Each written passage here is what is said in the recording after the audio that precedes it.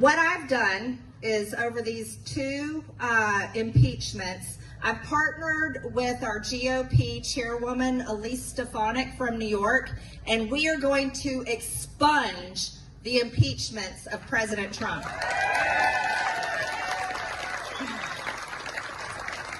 And I'm very glad to let you know that the Speaker of the House, Kevin McCarthy, came out in support just yesterday, saying that he supports it, and we're going to get that done in Congress. That was notable non-lawyer Marjorie Taylor Greene, inventing a whole new type of legal action, the impeachment expungement. Now, even conservative lawyers say that's not a thing that really exists, but that isn't stopping Margie from trying her luck. Greene and Congresswoman Elise Stefanik introduced legislation last week that would edit the federal record to remove Trump's impeachment votes. In effect, to quote the bill, the votes would never have been passed. If that sounds a little like Joseph Stalin airbrushing his political enemies out of old photos, well, guess what? Republicans thought the same thing, and they think Stalin was onto something great. And what we're discovering as parents and conservatives is, wait a second, education really is evangelism. So if you don't control education, you cannot control the future.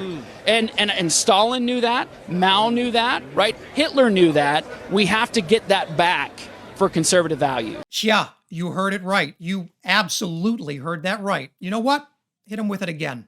And Stalin knew that, Mao knew that, right? Hitler knew that. We have to get that back for conservative value. You are not going to get it any clearer, folks. Stalin, Mao, Hitler, people the Faith and Freedom Caucus think have it all figured out. They understand that you keep a tight grip on education to control how people think. Now they believe Republicans need to harness that authoritarian power for themselves. Take a minute to really process what you just heard, because once you start looking for it, you'll see it everywhere. Like this Indiana-based chapter of Moms for Liberty, which headlined their first ever newsletter with an inspirational quote about controlling education from Adolf Hitler. Or take internet crank Jordan Peterson, who took time out of his brief life on this planet to make the case that Russian strongman Vladimir Putin is actually a pretty cool guy. Well, he's a lot more like everybody else than anyone thinks. You know, the notion that he's Hitler or Stalin, that's just foolish. I don't see any evidence for that at all.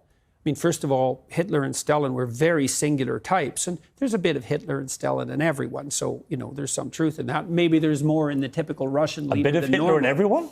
Really? There's more than a bit. Really? Oh, absolutely.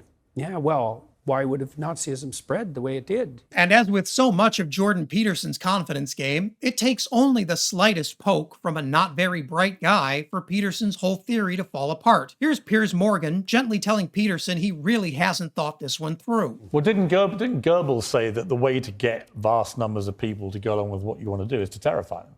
Yeah, you can hold do that. a grip of terror over them. Oh, yeah, but... And in a way, that's what Putin's now doing with the Russian people, where he's going back now into a position of they're all trying to get us, they want to attack us, they want to take us over. He's terrifying his people to rally support for what at the moment is a conflict he has started. Which now you know you're out on a limb when you've lost Piers Morgan, a guy who will agree with any talking point as long as it owns the libs. But as it turns out, saying everyone is basically a latent Nazi sleeper agent is too much even for Piers. Really?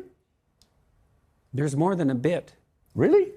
Republicans like Greene and enablers like Peterson talk so much about Stalin and Putin and Xi Jinping because at their core, they envy the control those strongmen have over their people. They aren't held back by the messy business of democracy. Former President Donald Trump laid out the bleak Republican vision for America in a recent video rant. Now, let me know if this sounds like any of the people we've been talking about.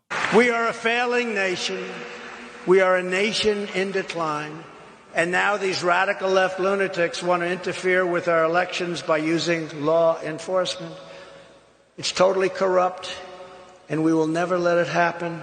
This is the final battle. With you at my side, we will demolish the deep state. We will expel the warmongers from our government. We will drive out the globalists. We will cast out the communists, Marxists, and fascists. And we will throw off the sick political class that hates our country.